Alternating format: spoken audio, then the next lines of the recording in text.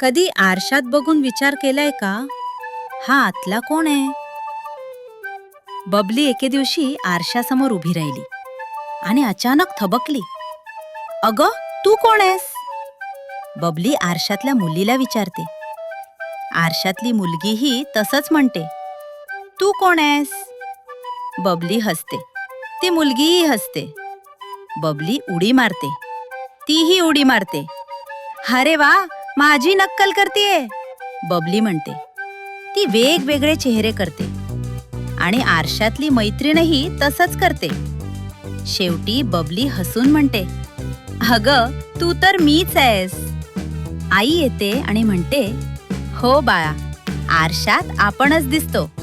तो तुझं प्रतिबिंब आहे. बबली खुश होते. म्हणजे माझी एक मजेशीर मैत्रीण आहे. आरशात आपणच दिसतो, त्याला प्रतिबिंब म्हणतात.